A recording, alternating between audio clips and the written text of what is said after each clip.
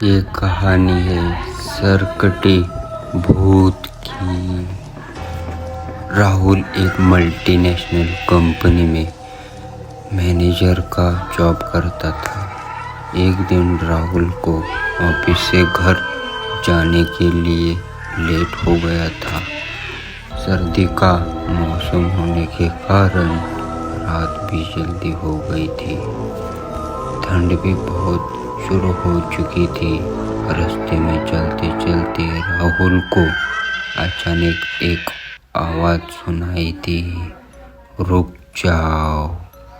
राहुल वहीं पर ही रुक गया और पीछे मुड़ के देखा, लेकिन पीछे कोई भी नहीं था।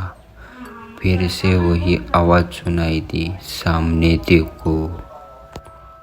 जैसे ही राहुल ने सामने देखा तो उसे जमीन पर कुछ चमकती हुई चीज़ दिखाई दी। राहुल दौड़ के उस चीज़ के पास गया और देखा तो यह कोई साधारण चीज़ नहीं थी, बल्कि एक चमकता हुआ हीरा था। उसने वह हीरे अपने हाथ में लिया। उसकी चमक देखकर राहुल की खुशी का पारा ना रहा। लेकिन राहुल को क्या पता था यह कोई साधारण है या नहीं, बल्कि एक मायावी हीरा है। अचानक उस हीरे में से आवाज़ आई, अगर तुम्हें और हीरे चाहिए तो इस जमीन को खोदो। इस जमीन के नीचे बहुत सारे हीरे हैं।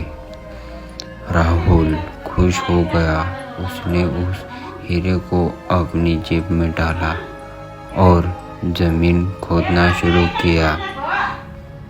करीब 2 फीट खोद काम करने के बाद अचानक राहुल डर के मारे चिल्लाने लगा। इसके कारण उसका संतुलन खो गया और जमीन पर गिर पड़ा। क्योंकि उस गड्ढे में से हीरे मोती नहीं, बल्कि किसी इंसान का कटा हुआ सर मिला। अचानक वह सर हवा में उड़ने लगा और बोला, डर मत, तुम्हें कोई हानि नहीं पहुंचाऊंगा। मैं तुम्हें बहुत सारे हीरे जवाहरात भी दूंगा। मेरी बात ध्यान से सुनो। मैं जहाँ जाता हूँ वहाँ मेरे पीछे आओ। फिर वह सर हवा में उड़ा और जंगल की ओर बढ़ने लगा। करीब 1 किलोमीटर चलने के बाद वह सिर रुक गया। मयंक भी रुक गया।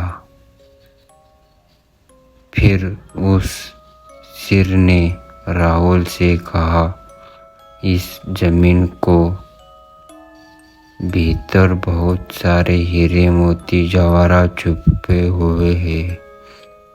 इस जमीन पे खोदो, काम शुरू करो। राहुल खुश हो गया और उस जमीन को खोदना शुरू कर दिया। खोदते खोदते उस जमीन के नीचे हीरे मोती तो नहीं मिले, बल्कि उस सर कटा हुआ धड़ मिला।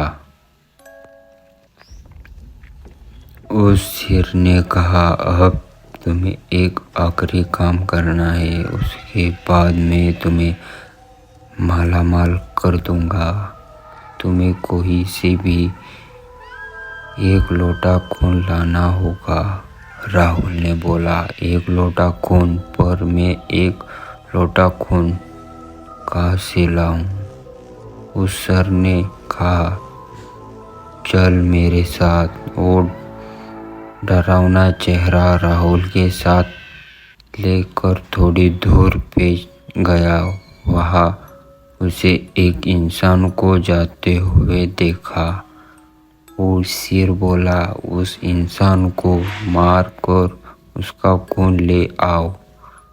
राहुल डर गया और बोला, नहीं नहीं, यह मुझसे नहीं होगा, मैं यह नहीं कर सकता।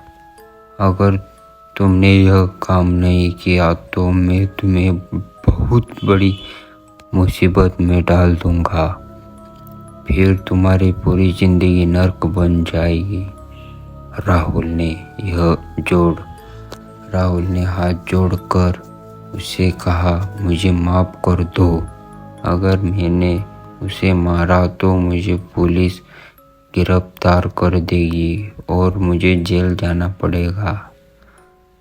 उस सर ने अपने तंत्र मंत्र की शक्ति से एक चोरी और लोटा प्रकट किया और गुस्से में बोला, अगर तुम मेरा यह काम नहीं करोगे तो मैं तुम्हारे पूरे परिवार का मौत के घाट उतार दूंगा। राहुल ने मजबूरी में आकर उस आदमी को मार डाला और उसका खून लेकर उस सर के पास गया। वो सर खून को देखकर बहुत खुश हुआ और बोला, यह खून मेरे शरीर पे डाल दो। उस सर के कहने पर राहुल ने खून को उसके शरीर पे डाल दिया। फिर कुछ ही देर में वो कटा हुआ सिर उस शरीर से जुड़ गया। यह सब देखकर राहुल की हालत अब खराब होने लगी। वो उस भूत को देखकर काफी डर गया। जैसे ही वो भूत जिंदा हुआ तो जोर जोर से हंसने लगा और डरावनी आवाज में बोला, तुम्हें बहुत बड़ी गलती कर दी कि मुझे फिर से जिंदा कर दिया।